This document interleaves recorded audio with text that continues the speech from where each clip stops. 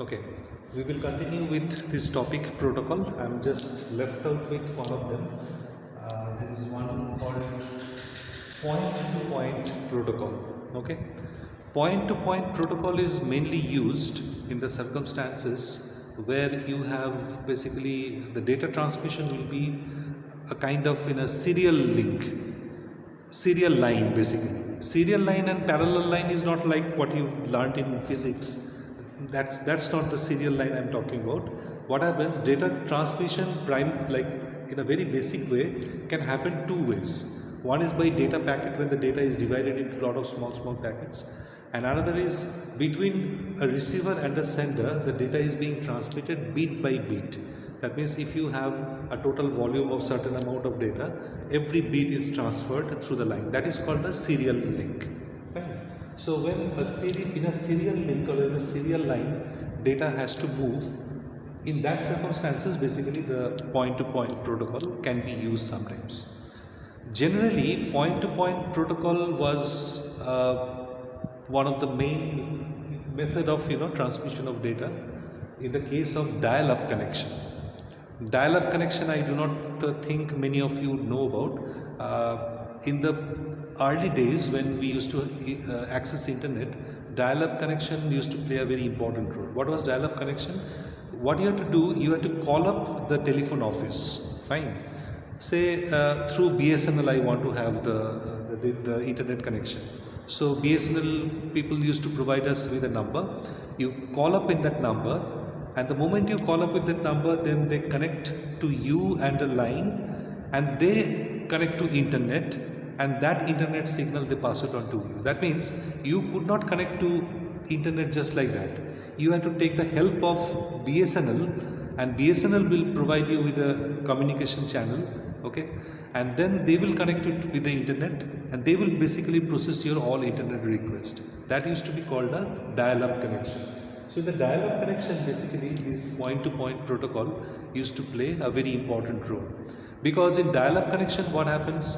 You are connecting to the BSNL people or BSNL office. Now, by all means, from BSNL, from the telephone offices, you know that our houses are normally connected by telephone cable. That is, by cable network you are connected. And when BSNL is processing your internet request, that is obviously there has to be like TCP/IP. Right? Because data packet has to go, because they are connecting it to the wide area network.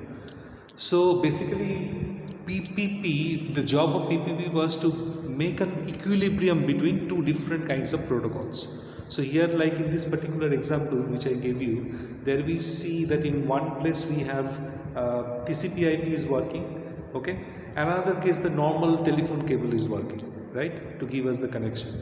So at the changeover point, when it comes, the internet signal comes to BSNL's end, and then they further supply it to you. That supply was done by this point-to-point protocol, right? That means internet connectivity, I had to get it, say for example, through BSNL people. BSNL got that internet page for me, and then they pass the signal to my home, right? So that signal was passed by PPP. Fine. This is one of the protocols that I missed out. One more of them is called Telnet.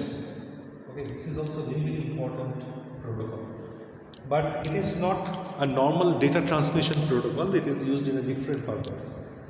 Telnet is a protocol which is called a server-client model. Okay, why it is called server-client model protocol or server-client based protocol? That I am coming to this point later. Basically, let me tell you what it does. By this protocol, what you can do by using the command line interface, that is by writing commands through MS-DOS, what you can do is you can connect your computer to another computer. Fine.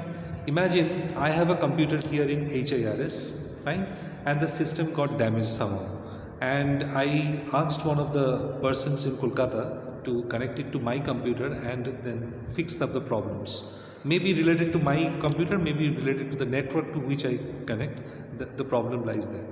So basically the person who is in Kolkata, if I give him the rights, if I give him the access, then what can happen is he can, by using this protocol, he can remotely log in as an administrator of my system. You know that in every computer you have an user and administrator, right? If you are logging as an administrator, then you can do certain changes which you cannot do if you log into a computer using user. So basically the person who is there in Kolkata, what he can do is he can use a technology called Telnet, by which he can remotely log into my computer as an administrator. That means he is there in Kolkata, but he will use my computer as if the system is just in front of him and he has logged in as administrator. And then what will happen? He will be able to do certain changes in my computer.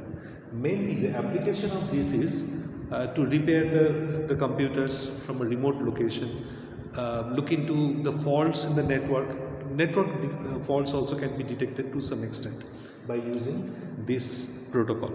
Now why I was talking about server client model, because here the computer, the remote computer to which you connect, that can be resembled as a server, and the system from which you connect it, okay, you are connected from a remote location, you are basically trying to log in as an administrator to some other computer, then you are the client, right? Like the example I was giving you, you can say the person who was there in Kolkata, he is a client and he is trying to get into my computer, that is resembling as a server in this case. That is why it is called server client model or server client based protocol also.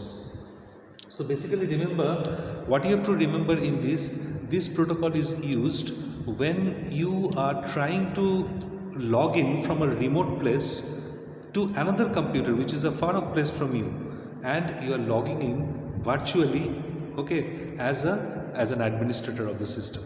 That is called Telnet. And the last one under the protocol, which all of you are familiar with, VoIP, Voice over Internet Protocol. Okay, voice, though we use the word voice, but nowadays the technology has progressed so much, it is not confined to only or limited to only voice. Voice over Internet Protocol, where you use by using the normal cabled internet connection or by normal internet or wireless internet connection. If you can use if you can use the connection for voice communication, that means you want to talk to somebody but you are not using the normal telephone cable, but you are using internet to make a connection and to have a voice communication. From that the word voice over internet protocol has come. But now you can see all our social media, the base is VoIP. You can have connectivity through video call, through voice call, whichever way you want. So basically voice over internet protocol is not limited to only voice. Basically it is when we are trying to send a multimedia file, or when you are trying to make a video communication but not using the normal telephone cable. That means we are not using the public switch telephone network, PSTN. We are using basically internet to communicate us. That is called voice over internet protocol. All your chatting mediums in social media is basically the perfect example of VoIP. Or as a matter of fact, this Zoom, you're talking about Skype, all these are basically following the VoIP. The varying nature of VoIP. VoIP is the concept.